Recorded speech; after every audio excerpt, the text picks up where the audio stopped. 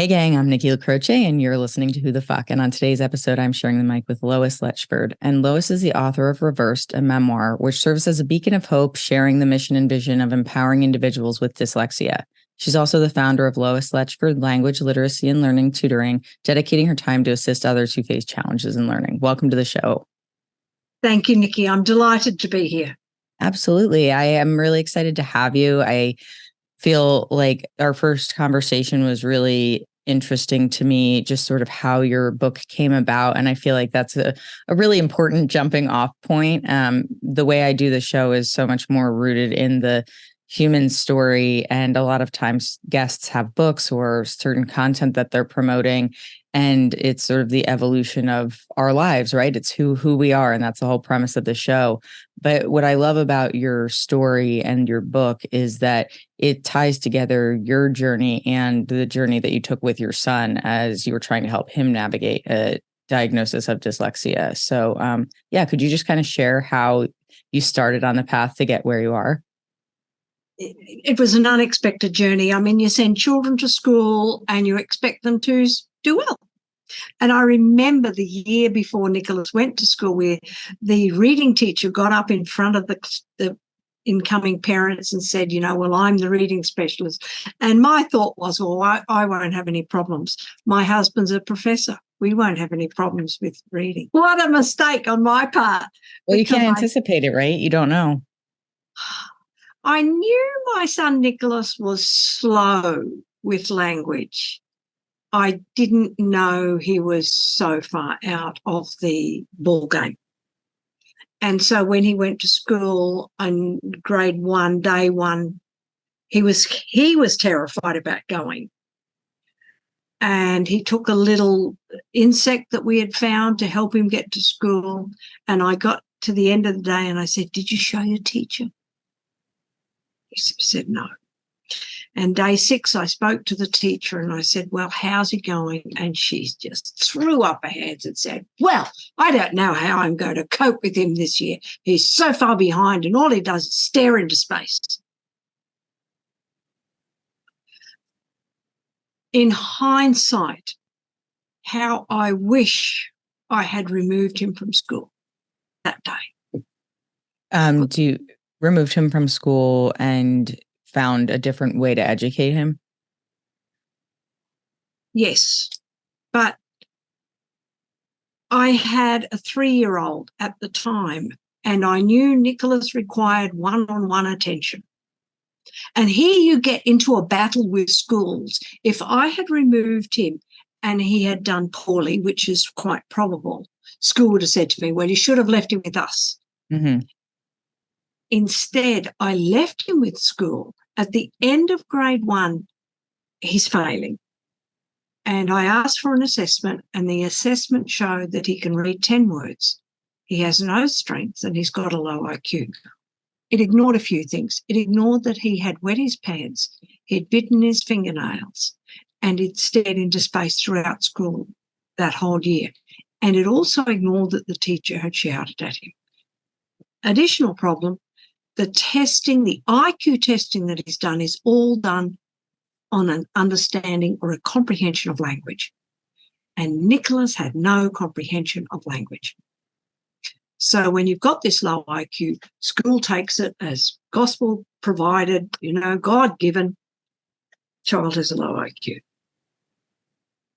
And you can't refute it. There's nothing as a parent that you can say that can refute something that's written in black and white. Yeah, because it's just they're going to just default to this as the standard and this is how it's done. So what are you going to do about it? I mean, trust me when I say that if my mother were in this situation and has that same passion that you do for advocating for her children, like I assure you that even if they told her that it was here, it's in black and white, she would have gone in like guns blazing. Figuratively speaking, we were a weapon-free household. But it's important to specify because I grew up in the US, right? But I think that, it's important to have that attention and that passion for your children in those scenarios and to challenge the systems as much as you can. But it doesn't change the fact that you can only get it so far. And I feel like schools, the legal system, government, like they all operate in some antiquated ways that prohibit the variety that's necessary sometimes for people to actually get what they need. I was slight shift in the topic. I was just thinking today about how we push these children to learn so much in first and second grade. And it's crazy. What for? You know, it's funny that you said that. So my niece just started kindergarten, and she told me that they have 2 laptops because they don't trust kindergartners to have one at school that they have to bring home and get back and forth, which I can respect that point.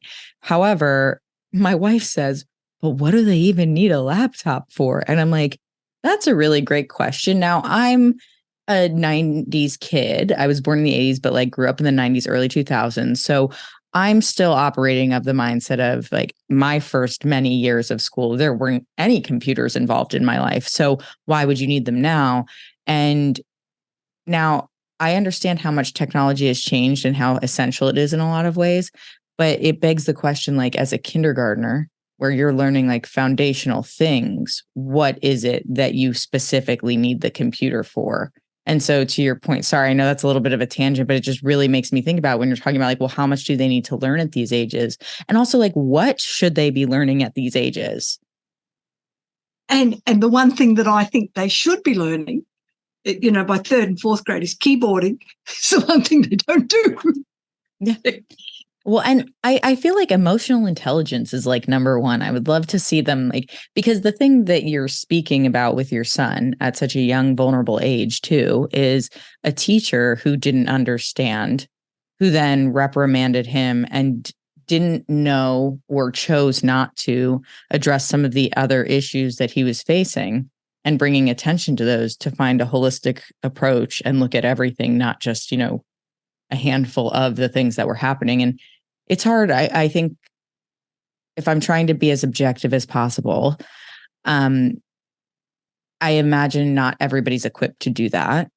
But I also think that as teachers or people in the education system and parents, like we owe it to children to like go that step further and try.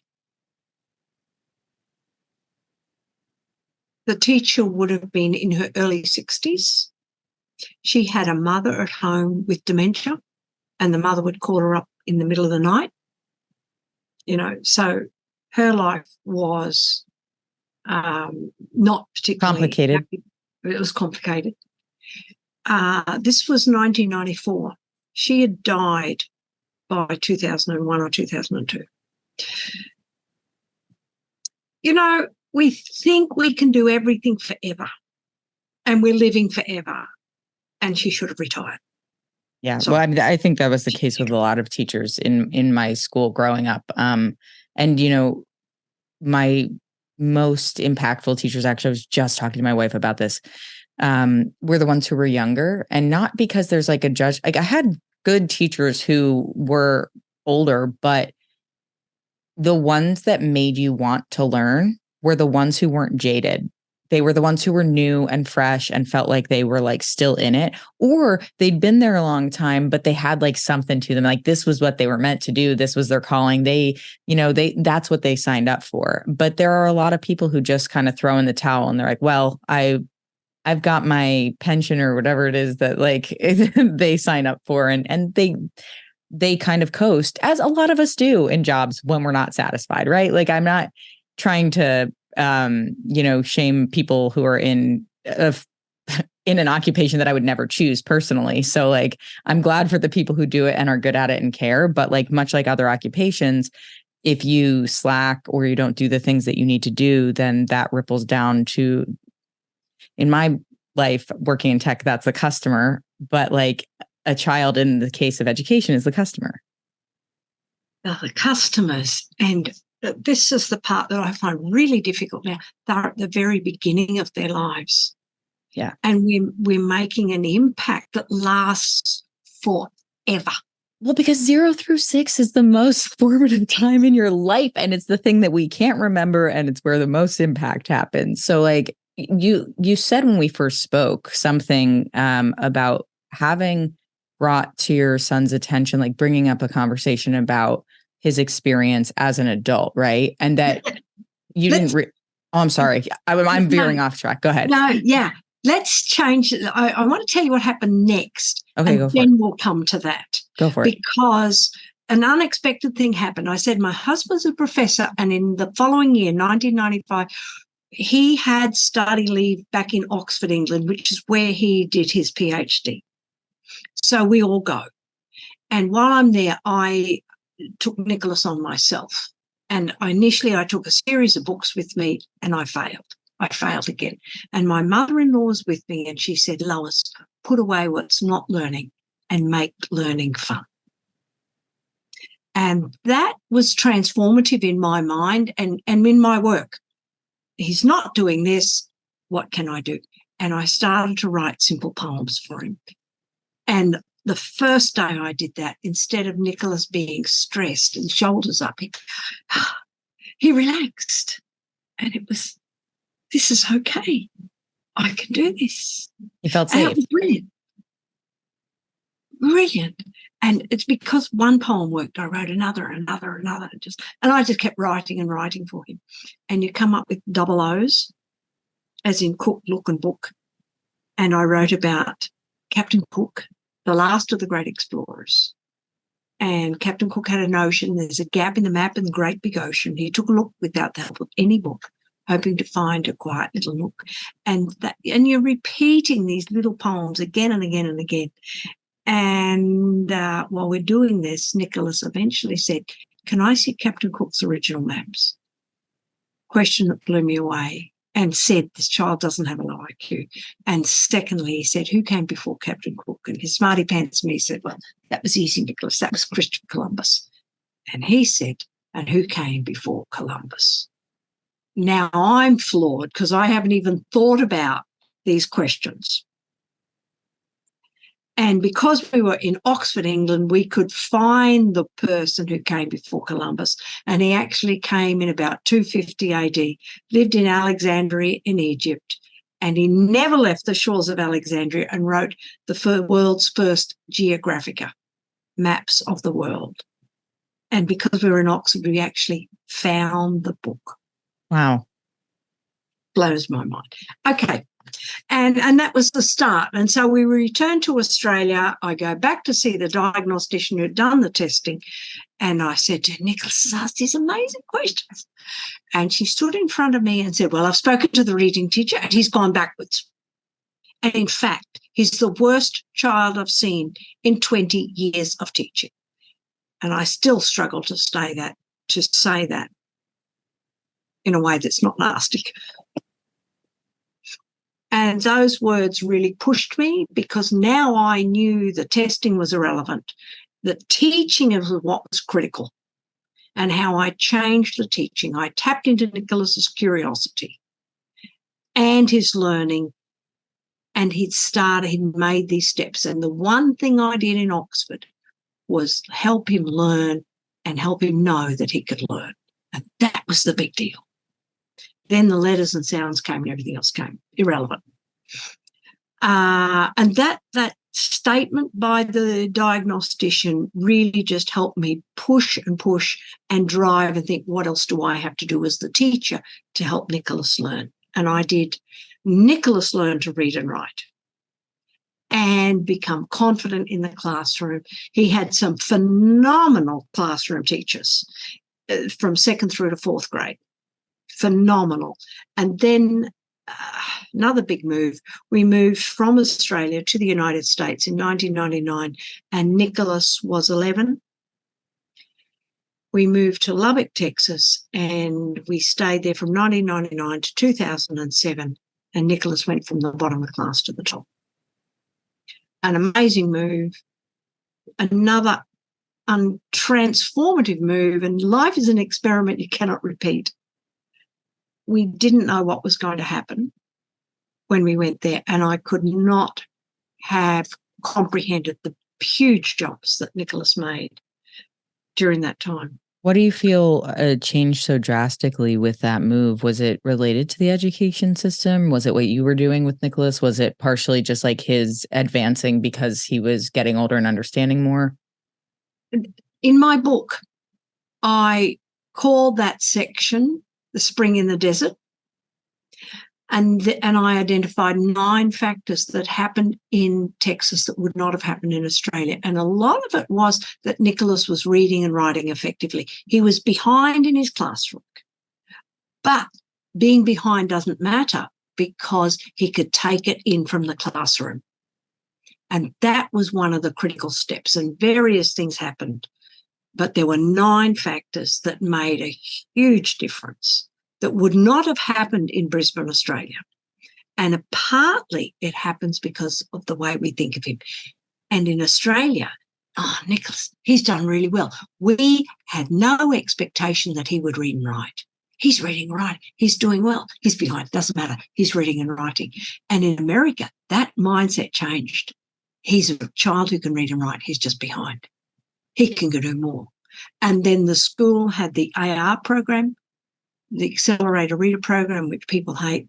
Nicholas bought into it and read and read and read. And then we started to listen to books on CD. And that was transformative. Because every time we're driving, he's listening. And if you've got a problem with learning and language learning in particular, what have you got to have? You've got to have input.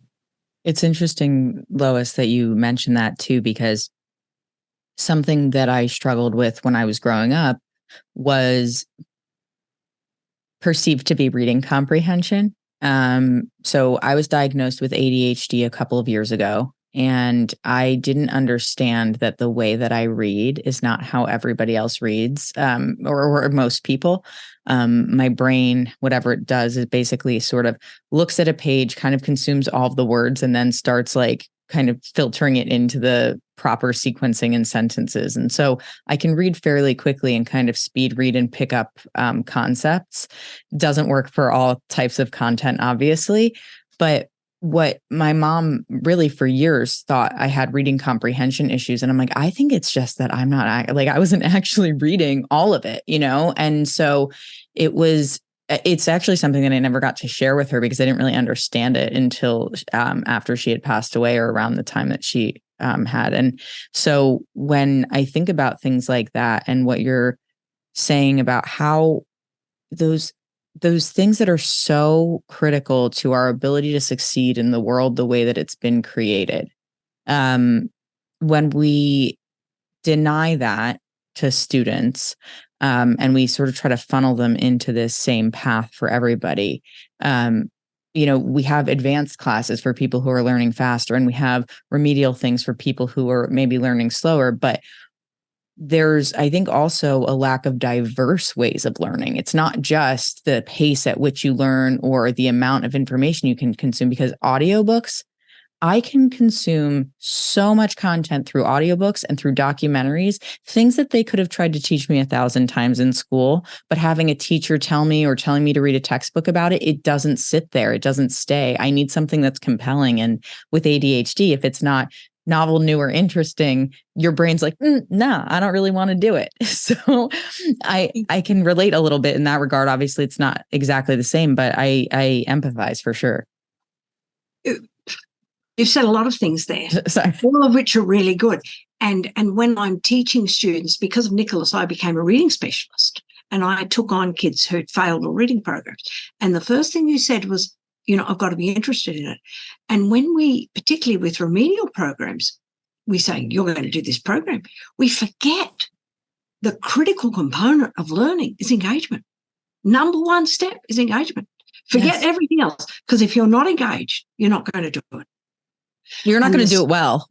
You're not going to do it. And it changes the way it goes into the brain. The brain is not making the connections it needs to make for you to to retain it. Mm-hmm. Well, we were just talking about how my wife and I were both students that operated with the mentality of memorizing a lot. And like, so stuffing it and flushing it, like get it ready for the test, pull it in, push it out, move on.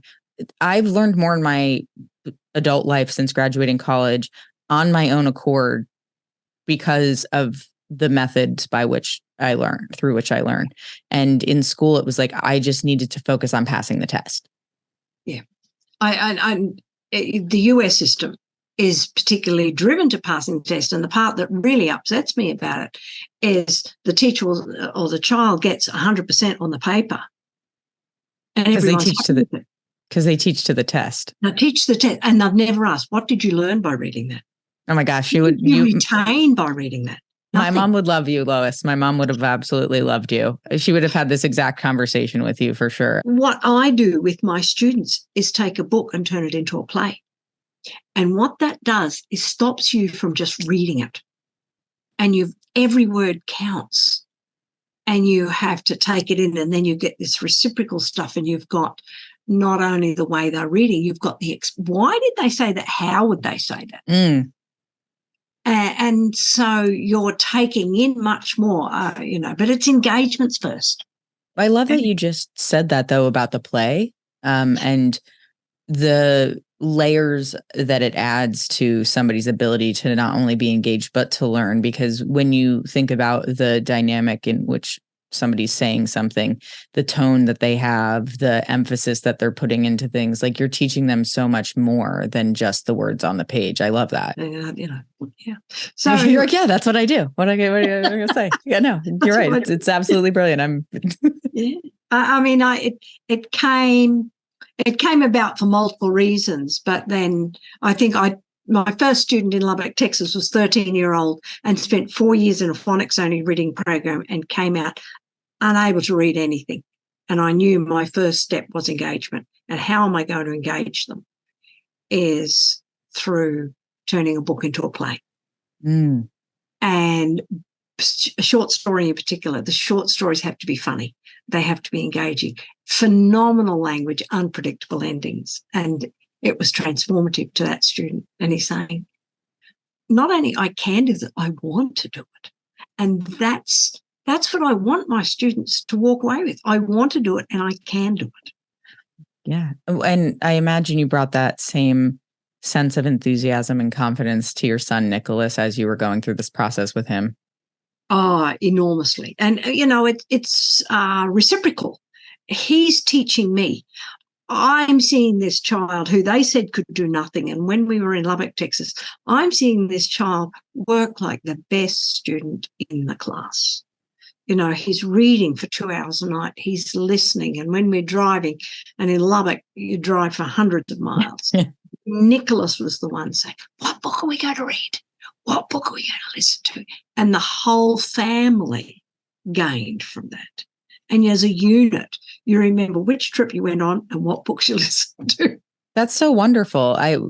I have memories of like listening to stand-up comedy on tape in my grandparents' car. So I totally get what you're saying with that too. It's those things that are not tangible, but really embed themselves in your life and those familial memories. It's so beautiful to hear that was something that also bonded all of you. Oh, all of us. Yeah. Okay. Now you said, we'll take you back. You asked about Nicholas in his later life. Mm-hmm.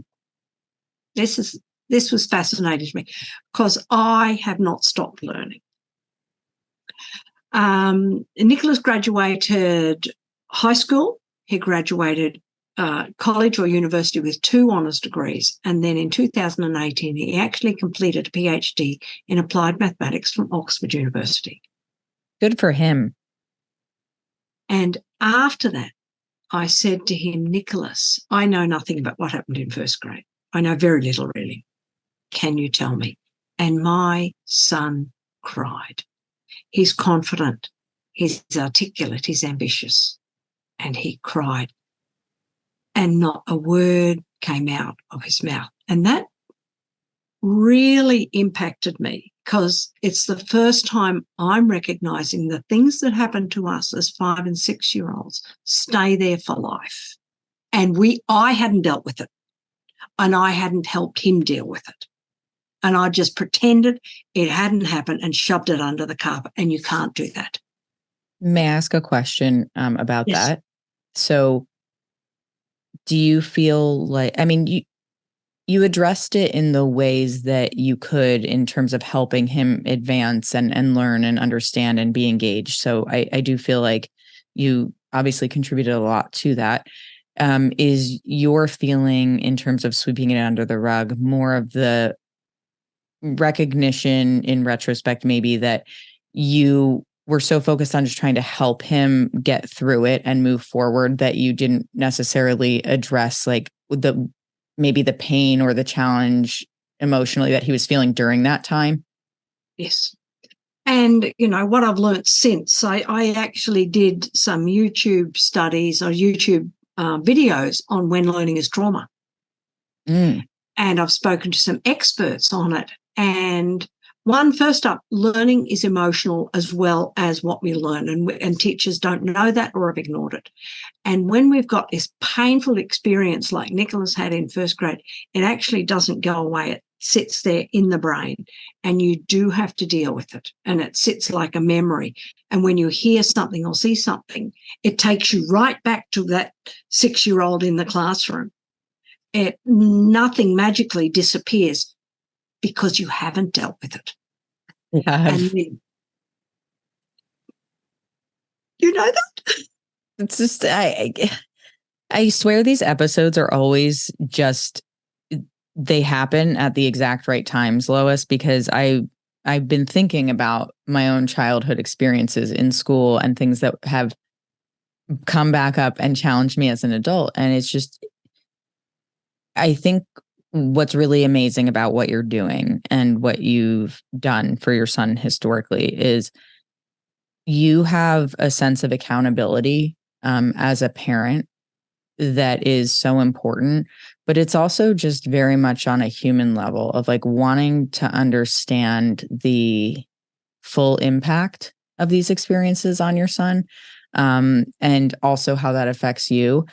And one of the things that I've realized in all the conversations I've had here is that recognition that, we can keep shoving it under the rug. As you said, the analogy that I give is like you push it.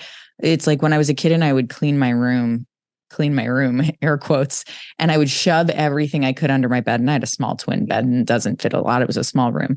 And so it's like you keep shoving, keep shoving, keep shoving. You can only do that for so long. It's going to spill out onto the floor, right? So like at some point you have to go back in and actually really do the work. And I feel like for a lot of us, it's not until we get to that point where there's no more denying it that we actually take the step to do it. And so I think sometimes like with you and Nicholas, where you're in the experience and you're simultaneously navigating that trauma, but you're also needing to you need to help him advance in his learning. Like that had to be the priority at the time. And so I think mental health and the way that we see trauma has changed drastically. Nicholas is my wife's age, so a couple of years younger than I am.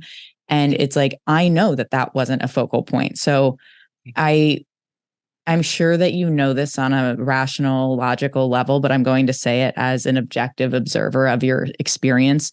I think be very proud of what you did to help Nicholas, and also, as best you can, try not to carry the guilt or the shame that goes with not doing everything, because as I hear again and again in therapy is that you didn't know what you didn't know at the time, right? I didn't have the skills to help Nicholas. You had some of the skills. I had the skills to help him read and just accept, but I didn't have the skills to deal with the trauma of first grade. And that's that's a big undertaking. I mean, you're talking about people who are in the field who don't even do that or know how to do that. Yeah.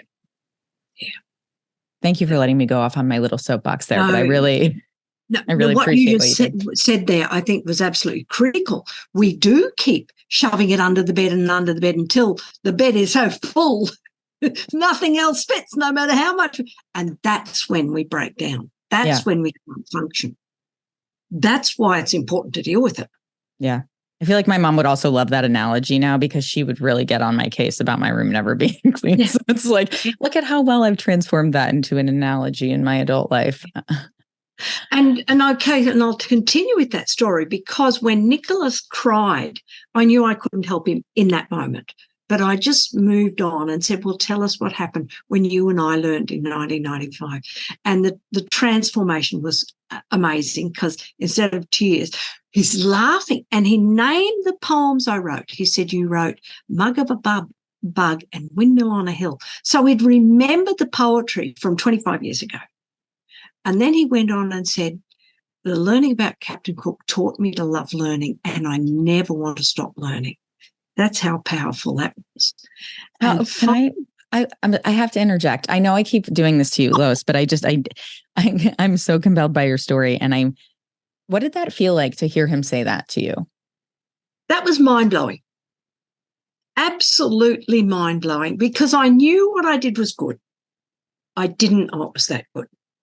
And I didn't know how important and how much we do as 6 and 7-year-olds can impact their life forever. And so we think teaching literacy is about decoding and decoding and decoding. We've got to teach kids to decode.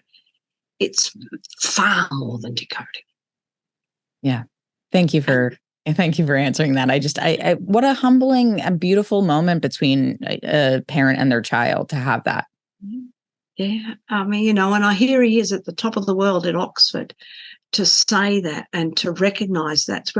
Because here's the other part, the other challenge is if I had kept him in school and not had this experience in this city that provides all of the artifacts, and every time you turn a corner, there's something else going on, another building that's X, Y, and Z, Galileo was here, not Galileo, I tell a lie about that, but Halley's Comet was there, and there's plaques to them and plaques to Hooke and Boyle and all these people, and my husband knew or has all this knowledge. And so everywhere we're going, Nicholas is hearing that. So that experience was transformative and really rare. But if we had stayed in Brisbane, Australia, I would have been told your child is dumb. Your child cannot learn. And that's the contrast that still blows me away. Wow. So something that hasn't come up yet, which I think is very important to your story as well, is that as you were navigating this journey with Nicholas, you came to the realization that you also have dyslexia, correct? Yes. Is it have dyslexia? Is that the correct way of saying it? Present tense. Okay. Present tense. Okay. But I just wasn't sure if it's like when people have different learning challenges, or is it even neurological? I presume like the right way to phrase it. And I just want to make sure. So it would be have dyslexia. So you deal with dyslexia. I'll say it that way. And you didn't know this until you were teaching Nicholas. Is that correct? 39 years old. For the first time, I reckon, and no wonder why I've struggled. I found this little book in the children's bookshop in Oxford, and it had 20 symptoms of dyslexia, or I had 17 of them. And I had a really good marker. My younger sister, she's 2 years younger than me, did things before me. And you notice it in fine motor coordination. Telling time, I couldn't do it, and embarrassed when someone asked me the time and I couldn't tell the time. Inability to distinguish left and right. And I'm a classic word blind person, and word blindness doesn't stop at words. I was looking for the blackberries this morning in the fridge and I couldn't see them. So can you explain to me, and for listeners as well, I know a bit about dyslexia, but can you explain a little bit of like what the common sort of ways that it manifests are, at least like kind of most commonly, or how it did for you and for your son? Okay, for me, I could read words I couldn't comprehend. And I got through school because I could read words and I worked hard. No teacher recognised that I couldn't comprehend until about 6th or 7th grade. And then you just was it mostly memorization then to get through it? Yes. A lot of memorization and a lot of work. That was for me. I mean, a lot of people vary in their symptoms. And then Nicholas was far worse than I had. But Nicholas has hearing issues, And the hearing issues impact all sorts of phonemic awareness, which is foundational for learning to read, the ability to distinguish between the sounds. Is it audio processing disorder of some sort? Yes, definitely order processing. However, particularly with Nicholas and our family, the brain with auditory processing shrinks the language component because he wasn't hearing for a long time. He had ear infections from 8 to 18 months, and you're not getting the language input. Oh, wow. He was doing puzzles at the same time. So his brain in the puzzle component is expanding enormously. That's still growing, but the hearing is really low. So he gets tested when he's doing his undergraduate degree, and on spatial awareness and pattern recognition, he sits on the 99th percentile. On phonemic awareness, as a 21-year-old, he's on the 2nd percentile. Which awareness did you say? Phonemic awareness, Phonemic. The ability to distinguish sounds and to break words up and all that. He's 2nd percentile, 2 out of 100. So he's got this enormous discrepancy, and that he lives with forever. And that's a struggle. Mm. Because what do people see when they talk to you, when you first meet a person? You don't see the strength in spatial awareness. You're talking to him. He's slow. You've asked him a question. What's your name? And he stops and thinks about it. So he doesn't look smart. But he's obviously proven that he is. Are there things that we can do to better support people who are dyslexic that we are not doing that wouldn't take away from what exists now, but would just add an extra layer of convenience, accessibility that would allow fewer diagnoses to be so impactful, that it would give people more opportunity to grow because we're accommodating that? What I do know makes a difference, and that is my understanding of the way we read, is that abstract words are far more difficult for dyslexic people to understand and comprehend. What do you mean by an abstract word? Okay. You've got nouns, mm-hmm. face, eyes, ears, you can touch them. Verbs, action words. Verbs are action words. The verbs to be: is, are, was, word, have, had, be, being. What are they? Yeah, there's not an action that goes with it. So it's not running, it's not drinking, it's something that, okay, I get it. It's abstract. It's abstract. They cause significant difficulties. And actually, what I've done a lot of work with are pronouns, because he, she, they, them, it. They're very simple words to decode. What we as the reading community forget is they're actually incredibly difficult words for children who struggle with literacy. Interesting. Because every time you come to he or she or it, you as the reader know you have to do something about it. Children who are dyslexic or struggle with literacy read the word, and we don't. And because they've read the word, we've assumed comprehension has happened. And it often hasn't, because the distance between the word it and it's what we call the antecedent varies. And I did this with a very simple book with 3 kids who are in 3rd grade, and it's aha said stork pecked at the egg, but it would not break. And then the next page is elephant stamped on it, lion bit it, a chimp hit it, and it goes on and on and on and on. Very simple book. It's a book for children who are 1. And I got to the end of the book and I said to my students, well, what's the it? They sat in front of me and go, it's nothing. And so you realise that the comprehension component has gone. They haven't got it. Wow. Which is why you go back to acting it out. Stork pecked at the egg. She pecked at it, but it would not break. Ah, they say when you've done that. World changes. Wow. Wow. Wow. I feel like You? this is like blowing my mind, Lois. My wife and I have talked about writing some children's books. And this is something that I'm going to take away from this conversation because I want to make sure that anything that I do in that capacity for children or otherwise, but particularly for young children who are learning to read and comprehend, is to make sure that it's being written in a way that gives them the best chance at understanding it. Thank you for sharing that. That's so informative. I've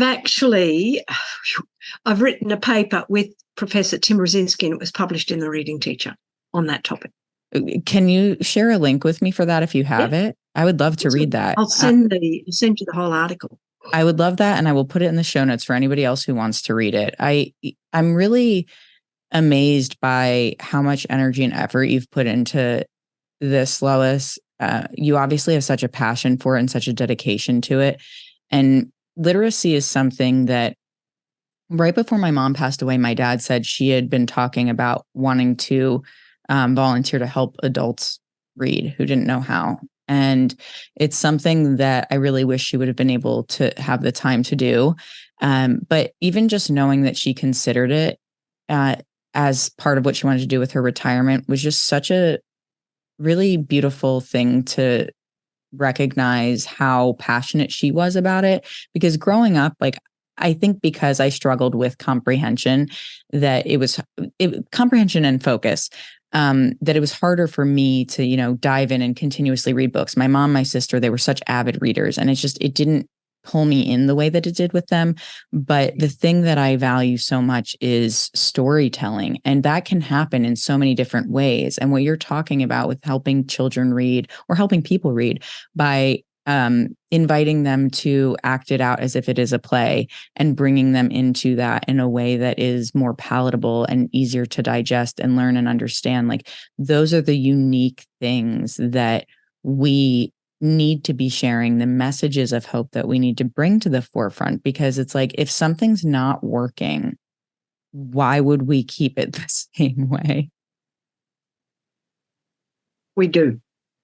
It blows my mind how dumb we are. No, it's not dumb. No, I mean, as a species, I feel like it's an evolutionary fail.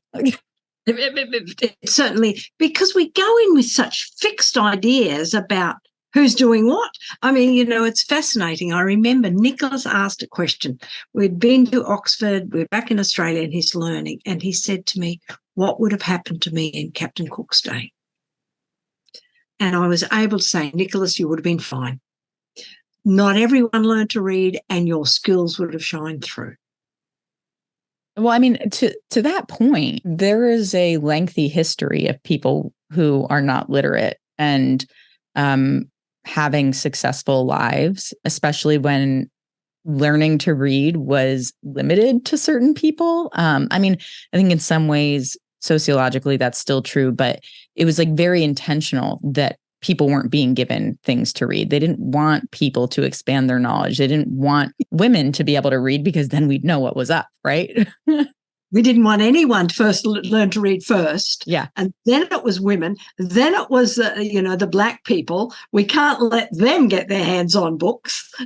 It's just absolutely absurd. And then it's like, and something that really resonates with me also about your story, Lois, and your advocacy for Nicholas is my best friend, Jen.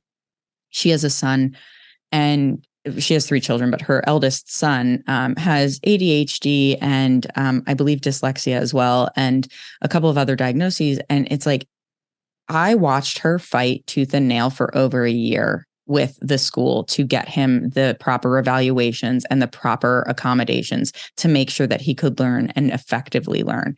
And it was just shocking to me how much people were just kind of kicking the can or punting it to somebody else and being like, oh, well, that's not my problem to deal with now. That's yours. And it's like, she is a single mother who runs her own business and has 3 kids under the ages of 10.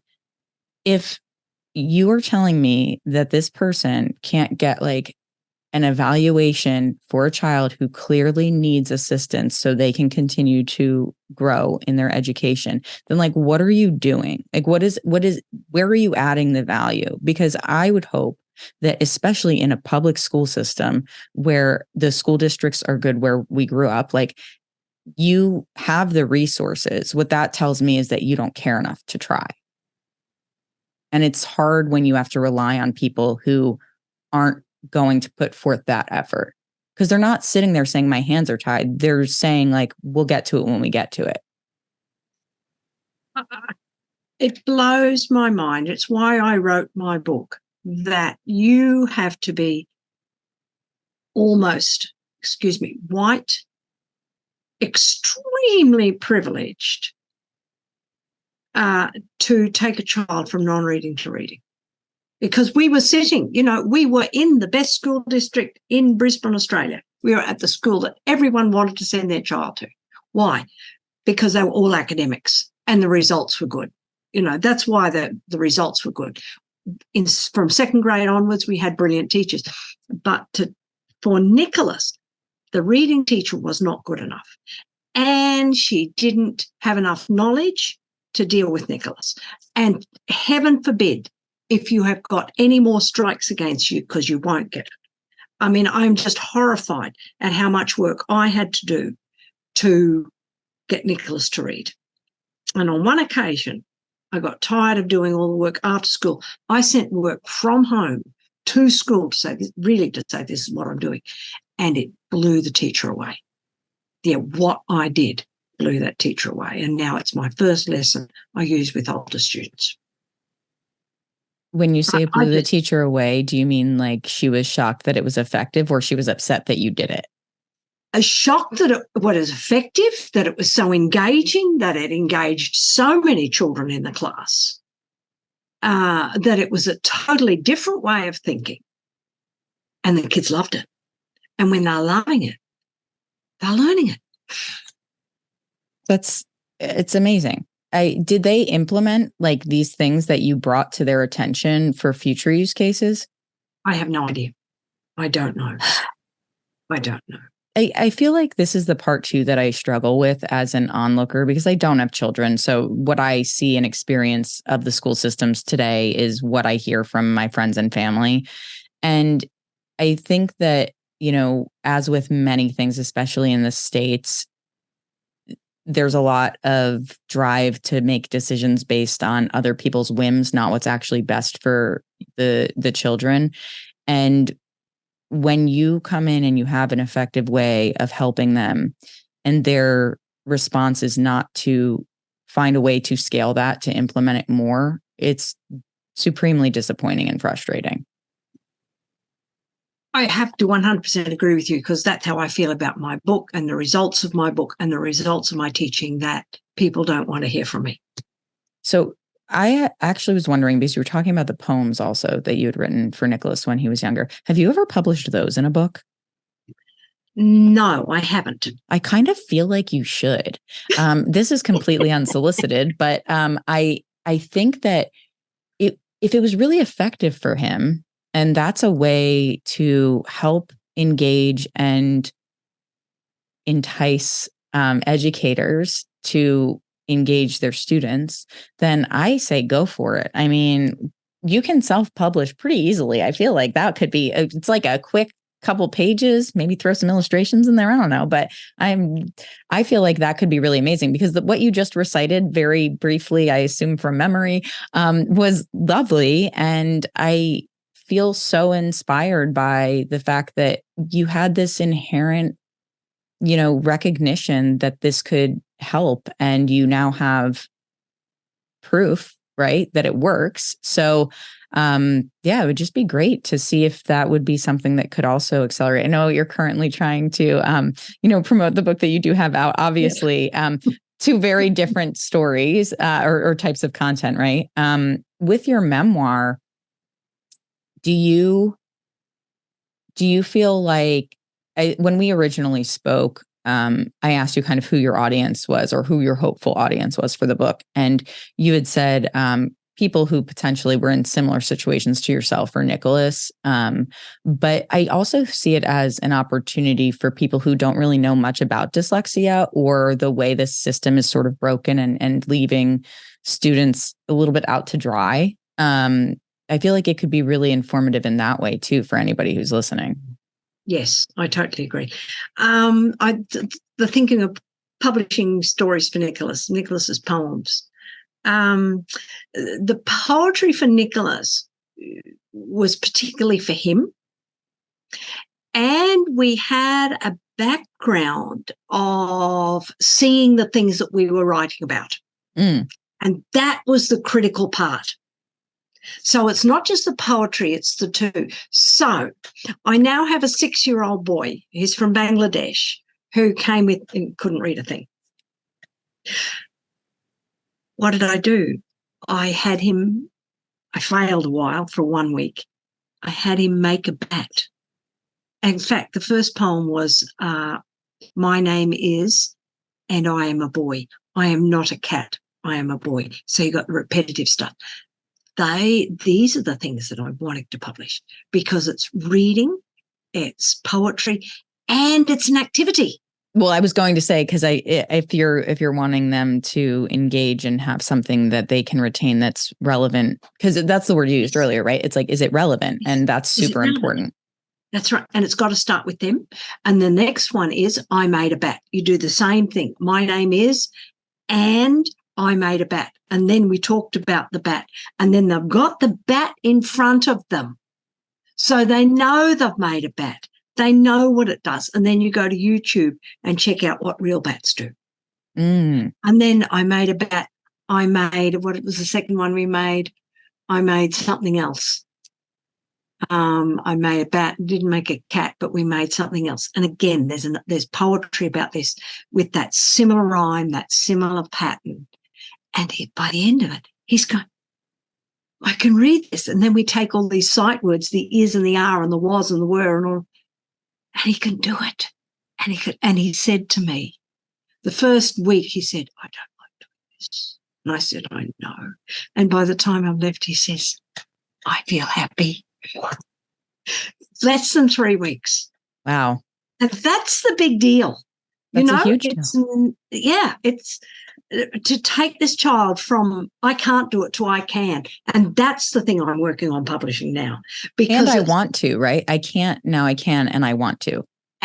Exactly. And I want to. Yes. That's so that good. was really exciting. So that's what I'm working on. Look, just a minute. There's my caterpillar. Oh, I love it.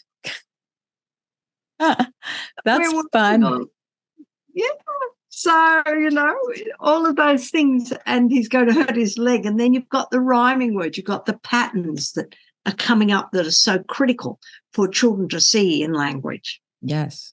Yeah. So, now that your book is out and you're also, you have your business. So you're teaching literacy and helping coach essentially people through this part of their lives. What do you see as do you have an ideal sort of goalpost that you're going towards, or is it primarily raising awareness to help facilitate a broader change? The second. Yeah, I'm too old to do a lot of work now, and I've got a grandbaby who I've got to do some babysitting for, and which is just gorgeous to do. And this field is littered with so much disinformation. Mm-hmm. Really, I think that's the first that I'm too tired. And I had a skiing accident and wrecked my shoulder. And no, I didn't. I shattered my collarbone and the doctor wrecked it. And it's really impacted me and made me quite tired. Mm-hmm. So I do what I can. You're right, but it's advocacy that we can teach children to read. And it's more than just teaching decoding, and that social, emotional wellness is critical for learning success.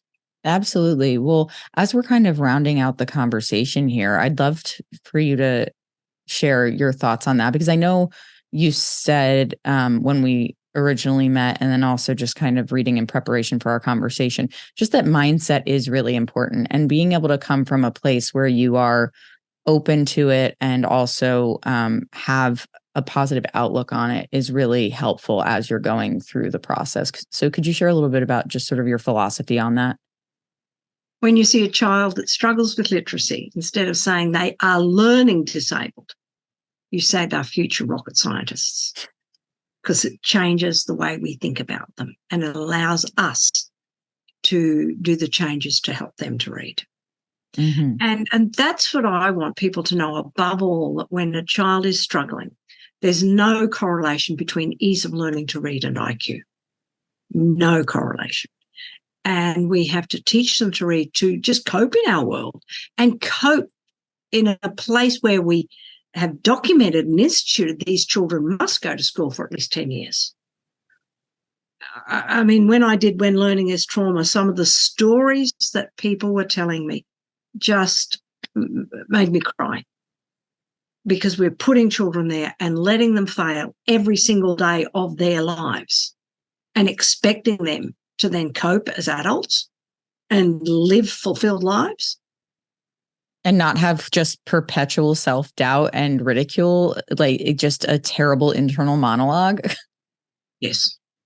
Yes. I mean, I think about the things that affected me as a kid. I mean, I literally in therapy currently working through things from my childhood, from being bullied and the self-worth issues that I have as an adult with that. And the first thing to like getting on a path of sort of righting that ship, so to speak, is recognizing it. And that self-awareness is so important, but it's not something that comes organically for a lot of people. Like, we have to be very intentional about it. And so that mindset shift is so critical to getting to a place where you're actually ready to grow also. Yeah, yes. And the more we can do to support children in the earlier years of their lives, the easier the later years are. Not so much easier, but it's your under the bed metaphor again coming out, that when we've shoved everything under it and it's overflowed, that all takes up space in our brain. Yes, totally. And our body. And our body. Yes, you're right. You can't separate the two. You cannot separate the two. And whatever it is, and then we make it better or worse, So how what I'm thinking. How do you feel writing the book was able to help you process your own story throughout your journey? It was the first time I was able to put it all together, about the struggle that I had in school and how really teachers were just so mean at times. And recognizing too, my mother, who is still alive and now has dementia, would have been dyslexic. Wow. And she would always say, what did she say? I didn't do well in school. I loved athletics and I loved tennis, but I didn't do well in school. And watching her grow and seeing the things that she was brilliant at and how she approached various teaching tasks, because she would teach Sunday school, you realise my mother was dyslexic. So my mother had it, I have it, Nicholas had it. Wow. Well, you've all managed to raise children who have done incredible things with their lives. So that's really something, isn't it? I hope so. I've got 2 out of 3. I've got the third one with me and I'm working with him now.